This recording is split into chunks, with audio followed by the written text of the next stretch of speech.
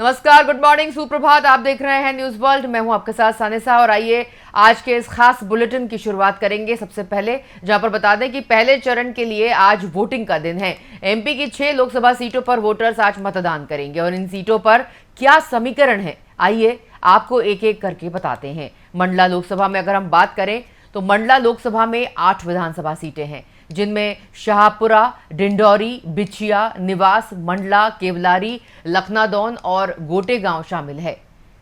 बता दें और चलिए एक नज़र हम डालेंगे मंडला सीट के सियासी गणित पर। तो शाहपुरा विधानसभा से भाजपा के ओम प्रकाश धुर्वे विधायक हैं।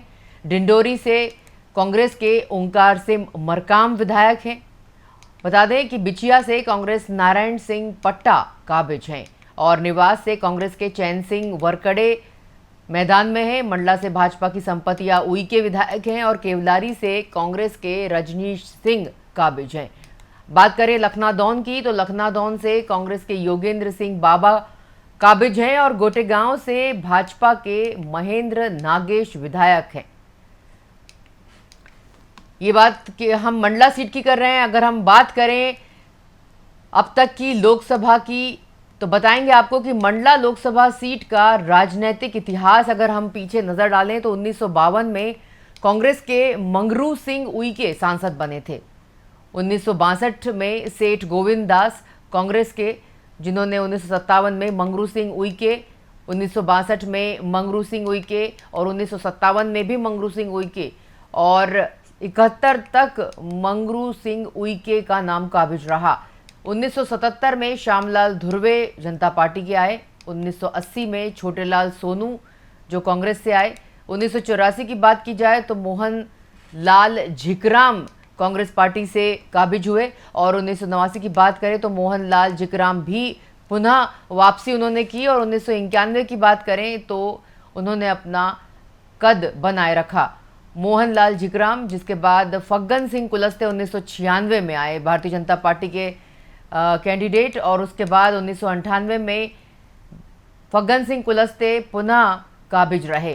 फग्गन सिंह कुलस्ते लगातार जीतते आए। 1999 में भी फग्गन सिंह कुलस्ते, 2004 में भी फग्गन सिंह कुलस्ते, 2009 में बात की जाए तो बसोरी से बसोरी सिंह मसराम कांग्रेस के जीते थे, जिसके बाद फिर से फग्गन सिंह कुलस्ते को जीत मिली 2014 की बात करें तो, और 2019 की बात की जाए तो फग्गन सिंह कुलस्ते लगातार जीतते आ रहे हैं। चलिए अब मंडला सीट के, लोकसभा सीट के बाद हम बात करेंगे अब छिंदवाड़ा सीट की, जो कि सबसे हॉट सीट है मध्य प्रदेश की इस बार के लोकसभा चुनाव में। क्योंकि अगर हम छिंदवाड़ा सीट की ओर देख रहे हैं तो इस बार छिंदवाड़ा जीतने के लिए भारतीय जनता पार्टी और कांग्रेस पार्टी ने अपना एड़ी चोटी का जोर लगाया है। चलिए आपको बताते हैं छिंदवाड़ा सीट के बारे में, जहां पर आज़ादी के बाद से ये सीट ज़्यादातर कांग्रेस की रही है और नाथ परिवार का इस सीट पर 40 सालों से भी ज़्यादा कब्जा रहा है।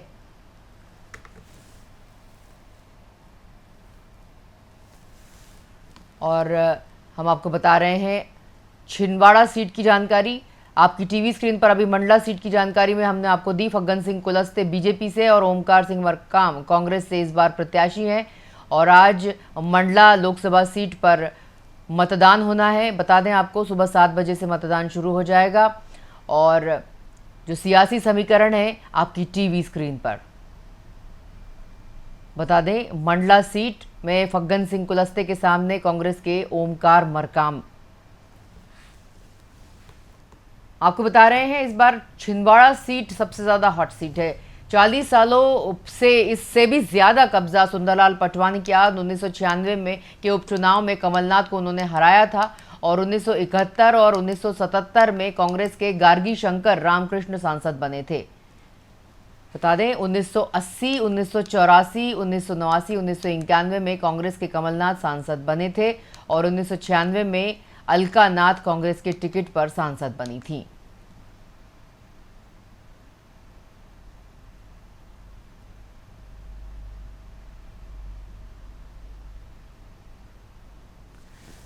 बता दें आपको अलका नाथ कांग्रेस की टिकट पर सांसद बनी 1998, 1999, 2004, 2009 और 2014 में कांग्रेस से फिर से कमलनाथ सांसद बने। बात कर रहे हैं छिंदवाड़ा सीट की, जो कि एक तरफा रही है, हमेशा से कांग्रेस के पक्ष में रही है और कांग्रेस की एकमात्र ये वही मौजूदा स्थिति में बात की जाए तो छिंदवाड़ा सीट उनके पास है। इस बार कांटे की टक्कर छिंदवाड़ा सीट पर देखने को मिलेगी और भारतीय जनता पार्टी ने अपना पूरा जोर छिंदवाड़ा को जीतने में लगाया है। चाहे बात करें प्रधानमंत्री नरेंद्र मोदी की, चाहे अमित शाह की, भारतीय जनता पार्टी के जितने भी दिग्गज नेता है, सभी दिल्ली से आकर उन्होंने छिंदवाड़ा में सभाएं की हैं, रोड शो किया है, जनता से वोट मांगने की अपील की है और अपने पक्ष में माहौल बनाते हुए सभी आला कमान नजर आए हैं।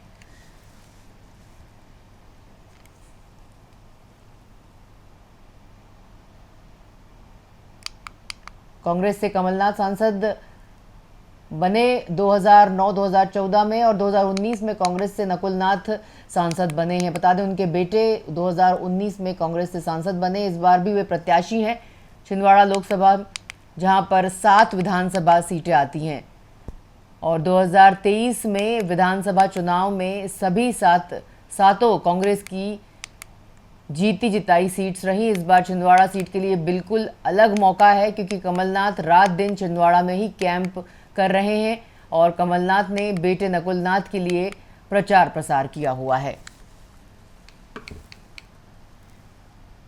आपको आज लोकसभा चुनाव के पहले चरण के मतदान की जानकारी दे रहे हैं। बता दें आपको, मध्य प्रदेश में मंडला सीट पर जो सियासी समीकरण है आपकी टीवी स्क्रीन पर आपको बता रहे हैं और साथ में बता रहे हैं सबसे हॉट सीट छिंदवाड़ा सीट, जहां पर विवेक बंटी साहू भारतीय जनता पार्टी और सामने खड़े हैं नकुलनाथ कांग्रेस से। इन दोनों के बीच कड़ी टक्कर देखने को मिलेगी। आज मतदान का दिन है, देखने वाली बात होगी कि किसके सिर सेहरा सजेगा। छिंदवाड़ा सीट की बात की जा रही है तो छिंदवाड़ा सीट आज़ादी के बाद से ही ये सीट ज़्यादातर कांग्रेस के पक्ष में रही। नाथ परिवार का इस सीट पर 40 सालों से भी ज़्यादा कब्जा रहा। सुंदरलाल पटवा ने 1996 के उपचुनाव में कमलनाथ को हराया था और 1971-77 में कांग्रेस के गार्गी शंकर रामकृष्ण सांसद बने। और आपको बता दें कि 1980, 84, 89 और 91 में कांग्रेस के कमलनाथ सांसद बने। 1996 की बात करें तो अलकानाथ कांग्रेस के टिकट पर सांसद बनी। 1998, 99, 2004, 2009, 2014 में कांग्रेस से कमलनाथ सांसद बने और 2019 में कांग्रेस से नकुलनाथ सांसद बने। छिंदवाड़ा लोकसभा जो कि अत्यंत लोकप्रिय सीट इस बार के लोकसभा चुनाव की, जहां 7 विधानसभा सीटें आती हैं। 2023 में विधानसभा चुनाव में सभी 7 सीटें कांग्रेस ने जीती और इस बार छिंदवाड़ा सीट के लिए बिल्कुल अलग समीकरण बनते हुए नजर आ रहे हैं। कमलनाथ रात दिन अपने बेटे के लिए छिंदवाड़ा में ही कैंप कर रहे हैं, अपने बेटे के लिए प्रचार प्रसार करते हुए नजर आ रहे हैं कमलनाथ। और साथ में बात की जाए भारतीय जनता पार्टी की तो भारतीय जनता पार्टी ने अपने प्रत्याशी विवेक बंटी साहू को नकुलनाथ के सामने मैदान में उतारा है। बताया जा रहा है कि मंत्री कैलाश विजयवर्गीय ने छिंदवाड़ा सीट पर डेरा डाला हुआ है। साथ में अमित शाह, जेपी नड्डा, सीएम सहित कई दिग्गजों की छिंदवाड़ा में सभाएं हुई हैं। छिंदवाड़ा में कई रोड शो किए गए। छिंदवाड़ा में कई कांग्रेस के नेताओं ने भाजपा का दामन भी थामा है, बता दें आपको। और साथ में एक महत्वपूर्ण ये बात भी रही कि कमलनाथ के करीबी भी बीजेपी में शामिल हुए। और अगर हम बात करें 2019 की लोकसभा चुनाव में कांग्रेस को मिले 5,47,305 वोट कांग्रेस के खाते में गए और 47.26% वोट बीजेपी को 2019 में मिले। 5,09,769 वोट बीजेपी के खाते में गए और 44% वोट मिले। चलिए, छिंदवाड़ा सीट, मंडला सीट के बाद बात करेंगे सीधी सीट की। सीधी सीट में अगर हम बात करें, सीधी लोकसभा सीट पर कुल मतदाता 20.21 लाख हैं। पुरुष मतदाताओं का जो है संख्या 10.47 लाख है और महिला मतदाता 9,73,000 बताई जा रही हैं। बीजेपी ने डॉक्टर राजेश मिश्रा को सीधी से अपना प्रत्याशी बनाया है और कांग्रेस ने कमलेश्वर पटेल को मैदान में उतारा है। 2019 में भारतीय जनता पार्टी की रीति पाठक सीधी से जीती थी। रीति पाठक को 6,98,342 वोट मिले थे 2019 में। कुल वोट प्रतिशत 54.44% रहा और बीजेपी को 54.44% वोट मिला था 2019 की बात करें तो। और कांग्रेस के अजय सिंह को 4,11,818 वोट मिले थे। कुल वोट का 32.11% वोट कांग्रेस को मिला था। सीधी लोकसभा सीट 3 जिलों के हिस्सों से मिलकर उसको बनाया गया है। बता दें आपको, सीधी सिंगरौली जिले के साथ शहडोल जिले के कुछ हिस्से भी शामिल हैं। सीधी लोकसभा में 8 विधानसभाएं शामिल हैं और 2023 विधानसभा चुनाव में बीजेपी ने 7 सीटें जीती। कांग्रेस ने सिर्फ 1 सीट चुरहट से जीती थी। 2000 अगर बात करें 1998 2000 से लेकर 2019 तक तो बीजेपी ने जीत हासिल की है। सिर्फ 2007 के उपचुनाव में कांग्रेस प्रत्याशी ने जीत दर्ज की। 2009, 2014 और 2019 में लगातार जीतकर भाजपा हैट्रिक लगा चुकी है सीधी में। चलिए बात करेंगे शहडोल सीट की, जहां पर सियासी गणित जिस तरह से आपको बता रहे हैं कि शहडोल लोकसभा सीट में कुल 17,72,000 वोटर्स हैं। 8,99,000 पुरुष वोटर्स हैं। 8,73,000 महिला वोटर्स हैं शहडोल में। और शहडोल में मजबूत स्थिति में बीजेपी दिखाई दे रही है। बैगा आदिवासी बहुल सीट में प्रधानमंत्री जनमन योजना का असर भी दिखाई दे रहा है। 2019 में बीजेपी की हिमाद्री सिंह भी जीती थी और बीजेपी को 4,03,333 वोट भी मिले थे। कुल वोट प्रतिशत की बात की जाए तो 60.43% वोट बीजेपी को मिले थे शहडोल सीट में। और कांग्रेस की प्रमिला सिंह को 3,44,644 वोट मिले थे और कुल वोट प्रतिशत कांग्रेस के लिए 27.84% रहा था। बता दें, शहडोल में इस बार मुकाबला सांसद और विधायक में है। बीजेपी ने हिमाद्री सिंह को उम्मीदवार बनाया है तो वहीं कांग्रेस ने फुंदेलाल सिंह मार्को को उम्मीदवार बनाया है। और शहडोल में मोदी फैक्टर के साथ विकास भी मुद्दा है। बता दें आपको, इस वक्त की खास और अहम खबर, पहले चरण का मतदान सीधी, शहडोल, मंडला, छिंदवाड़ा। बता दें आपको, जबलपुर में भी आज मतदान है। शहडोल लोकसभा में 8 विधानसभा सीटें आती हैं। शहडोल लोकसभा सीट 4 जिलों में फैली हुई है। पहली अनूपपुर की 3, शहडोल और उमरिया की 2-2 विधानसभा सीटें शामिल हैं। कटनी जिले की बड़वारा विधानसभा सीट भी शामिल है शहडोल में। और विधानसभा चुनाव में 7 सीटें बीजेपी ने जीती थी। सिर्फ 1 सीट पर पुष्पराजगढ़ से कांग्रेस ने जीत दर्ज की थी। और शहडोल सीट से चुनाव लड़े हैं अजीत जोगी, जो कि 1999 में प्रशासनिक सेवा से राजनीति में आए थे। अजीत जोगी जो कांग्रेस से चुनाव उन्होंने लड़ा था, पर अजीत जोगी को विजय प्राप्त नहीं हुई थी। 70 के दशक में अजीत जोगी शहडोल के जिला कलेक्टर भी रहे थे। और बात करें लोकसभा चुनाव में ईवीएम की, तो ईवीएम में नोटा का भरपूर उपयोग होता है। 2014 में 21,376 वोट नोटा में गए थे और 2019 के चुनाव में 20,039 मतदाताओं ने नोटा का उपयोग किया था। चलिए, शहडोल सीट के बाद बात करेंगे बालाघाट लोकसभा सीट की। बालाघाट में इस बार भारती पारधी बीजेपी से प्रत्याशी है और सम्राट सारस्वत कांग्रेस से प्रत्याशी है। इन दोनों के बीच टक्कर है। आज देखने वाली बात होगी किसके पलड़े में जनता ज़्यादा वोट करती है। और बालाघाट लोकसभा सीट, जहां पर 18,71,000 वोटर्स हैं बालाघाट में। अगर पुरुष वोटर्स की बात की जाए तो 9,29,000 पुरुष वोटर्स, 9,41,000 महिला वोटर्स बालाघाट में मौजूद हैं। बालाघाट लोकसभा सीट का सियासी गणित समझ लेते हैं, जहां पर बालाघाट सीट पर जातिगत समीकरण वहां पर काफ़ी हावी दिखाई देता है। जातिगत समीकरण में बीजेपी ने भारती पारधी को उम्मीदवार बनाया है। पवार जाति से आती है भारती पारधी। और कांग्रेस से ने सम्राट सरस्वार को उम्मीदवार बनाया है, जहां पर बालाघाट में बीएसपी कांग्रेस का खेल बिगाड़ सकती है। कंकर मुंजारे को बीएसपी ने अपना प्रत्याशी बनाया है। कांग्रेस के वोट काट सकते हैं बीएसपी के प्रत्याशी। कंकर मुंजारे बीजेपी का जो कि गढ़ माना जाती है बालाघाट सीट, जहां पर बीएसपी गणित बिगाड़ सकती है। 1998 से बालाघाट सीट पर बीजेपी जीतती आ रही है और बालाघाट सीट पर जातीय गणित जो है इस प्रकार रहेगा। पवार जहां पर बालाघाट पे 22% हैं, लोधी जो है 13% पाए जाते हैं और माली 9 से 10% वहां पर उनकी जनसंख्या है। मुस्लिम 1 से 2% और आदिवासी वर्ग 24% बालाघाट में मौजूद है। दलित 6 से 7%, राजपूत 1%। और अगर हम बात करें 2019 की, तो 2019 में बालाघाट सीट से बीजेपी की जीत हुई थी और 2019 में बीजेपी के ढाल सिंह बिसेन जीते थे। और 2019 में बीजेपी को मिले 6,96,102 वोट बीजेपी को मिले थे। अगर कुल वोट प्रतिशत देखा जाए तो 50.74% वोट बीजेपी के खाते में गए। 2019 में कांग्रेस को 4,54,036 वोट कांग्रेस के खाते में मिले थे। 33.9% वोट कांग्रेस को मिले थे। और बालाघाट लोकसभा में 6 विधानसभा सीटें आती हैं। आपको बता दें, बालाघाट लोकसभा में 6 विधानसभा सीटें, जिसमें 2023 के विधानसभा चुनाव में कांग्रेस 4 सीटों पर जीती। 2023 के विधानसभा चुनाव में बीजेपी को 2 सीटें मिली थी। और चलिए, और अब बात करेंगे एक और महत्वपूर्ण मध्य प्रदेश की सीट, जो है जबलपुर लोकसभा सीट, जो कि हॉट सीट मानी जाती है। इस बार भी काफी प्रचार प्रसार किया गया जबलपुर लोकसभा सीट पर। आला कमान आए, बीजेपी हो चाहे कांग्रेस हो, सभी ने वहां पर सभाएं और रैलियां की हैं। बता दें, इस बार आशीष दुबे बीजेपी से प्रत्याशी हैं जबलपुर सीट से। और कांग्रेस की बात की जाए तो दिनेश रावत वहां पर कांग्रेस के प्रत्याशी हैं जबलपुर लोकसभा में। अगर बात की जाए वोटर्स की तो 18,83,000 वोटर्स हैं जबलपुर में। 9,97,000 पुरुष मतदाता, 9,26,000 महिला वोटर्स मौजूद हैं जबलपुर में।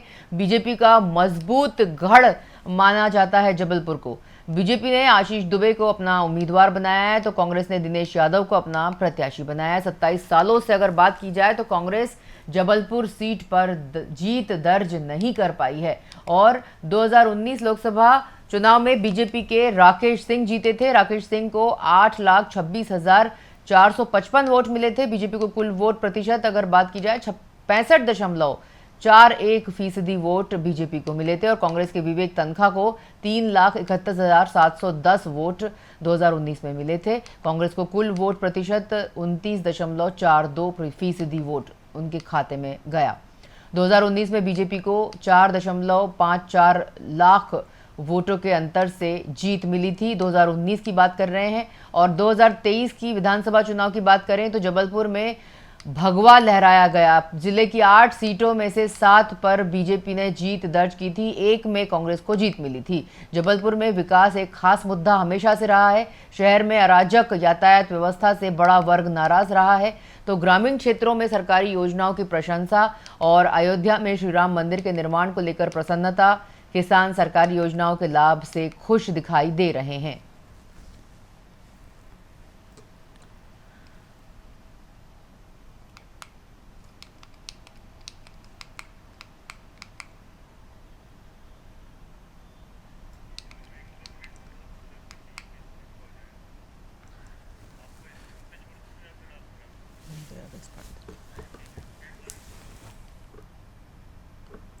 चलिए, ये सभी सीटें जो कि बहुत ही महत्वपूर्ण सीटें हैं मध्य प्रदेश में, पहले चरण का मतदान है। और पहले चरण के मतदान में हमने आपको सभी सीटों के समीकरण बताए, चाहे बात कर रहे थे हम छिंदवाड़ा की, चाहे बात कर रहे थे हम जबलपुर की, दोनों ही हॉट सीट मानी जा रही है। साथ में हमने आपको बालाघाट का समीकरण बताया। सीधी, मंडला, शहडोल सभी सीटों पर इस बार कड़ी टक्कर है। भारतीय जनता पार्टी और कांग्रेस पार्टी के बीच जो है आज टक्कर देखने को मिलेगी। आज सुबह से ही मतदान शुरू हो चुका है। 7 बजे से मतदान का समय घोषित किया गया है। 7 बजे से मतदान शुरू हो जाएगा। ये देखने वाली बात होगी किस तरह से मतदाताओं को जिस तरह से लुभाया गया है, इतना प्रचार प्रसार किया गया, इतनी सारी तैयारी दोनों पार्टियों ने यहाँ पर पूरे मध्य प्रदेश में की है। और प्रथम चरण का मतदान आज 19 अप्रैल को शुरू हो गया है। आपको बता दें कि मतदान के दिन एक अलग ही उत्साह लोगों में दिखाई पड़ता है। लोग अपने अपने घरों से सुबह सुबह ही निकल आते हैं और मतदान करने पहुंच जाते हैं। जितनी जल्दी वोट दे दें, ये बात वे सोचते हैं, क्योंकि अभी गर्मियों का भी समय है। गर्मी के समय में मतदान के लिए लोग जल्दी से जल्दी अपना मत देने का प्रयोग करने के लिए जल्द से जल्द घर से बाहर निकलने की कोशिश करते हैं। और आज तो खास बात है कि लोकसभा चुनाव का पहले चरण का मतदान पूरे मध्य प्रदेश में और पूरे देश भर में देखा जाए तो बहुत ही बड़ा दिन है सभी चुनावी पार्टियों के लिए कि पहले चरण का मतदान शुरू हो चुका है। और पहले चरण में हमने बात की बालाघाट सीट की, छिंदवाड़ा, जबलपुर, सीधी, मंडला, शहडोल और सियासी गणित भी आपको बताया। अगर हम आपको बता रहे थे शहडोल सीट का गणित, तो जहां पर शहडोल लोकसभा सीट में कुल 17 लाख वोटर्स आते हैं, 17,72,000 वोटर्स आते हैं, जिसमें 8 लाख पुरुष वोटर्स हैं, 8,99,000 पुरुष वोटर्स, तो 8,73,000 महिला वोटर्स शहडोल में मौजूद हैं। शहडोल में अगर हम बात करें बीजेपी की, तो बीजेपी मजबूत स्थिति में दिखाई दे रही है। और जहां पर बैगा आदिवासी बहुल सीट मानी जाती है शहडोल, और इस बार वैसे भी सभी पार्टियों का फोकस आदिवासी लोगों पर ज़्यादा रहा है, उनको लुभाने की पूरी पूरी कोशिश की गई है। अगर हम बात कर रहे हैं भारतीय जनता पार्टी की या बात करें कांग्रेस पार्टी की, तो दोनों पार्टियों ने अपने अपने तरफ से पूरा एड़ी चोटी का जोर लगाया है, किसी भी चीज़ की कोई कमी बेशी नहीं छोड़ी है। देखने वाली बात होगी शहडोल सीट पर किस तरह के परिणाम आते हैं। सीट में पीएम जनमन योजना का काफ़ी असर दिखाई दे रहा है। 2019 की बात करें तो बीजेपी को यहाँ पर जीत मिली थी, हिमाद्री सिंह जीती थी शहडोल से 2019 में, और बीजेपी को 4,03,333 वोट मिले थे और कुल वोट प्रतिशत भी ज्यादा रहा था, 60.43% वोट शहडोल में मिला था। और बीजेपी को अगर हम बात करें कांग्रेस की, तो कांग्रेस में प्रमिला सिंह को 3,44,644 वोट मिले थे और कुल वोट प्रतिशत की बात की जाए तो 27% वोट कांग्रेस को मिले थे, जो कि बीजेपी के मुकाबले काफी कम थे। और शहडोल में इस बार मुकाबला सांसद और विधायक में है, जहां पर बीजेपी ने हिमाद्री सिंह को उम्मीदवार बनाया है, वहीं कांग्रेस ने फुंदेलाल सिंह मार्को को उम्मीदवार बनाया है। और एक बात आपको और बता दें शहडोल सीट से जुड़ी हुई, जिसमें मोदी फैक्टर के साथ यहां पर काम किया गया है, विकास का मुद्दा भी शहडोल में काफी उठा है। शहडोल लोकसभा सीट में अगर हम बात करें तो 8 विधानसभा सीटें शामिल हैं।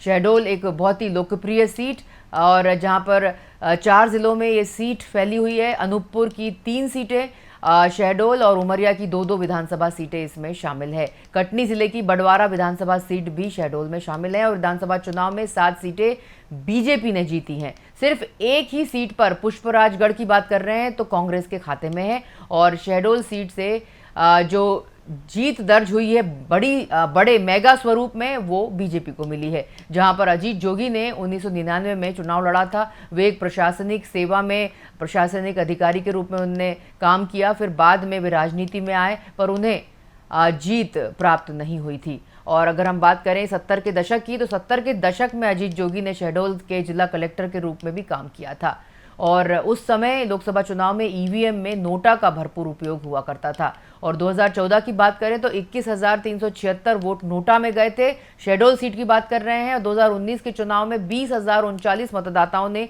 नोटा का उपयोग किया था।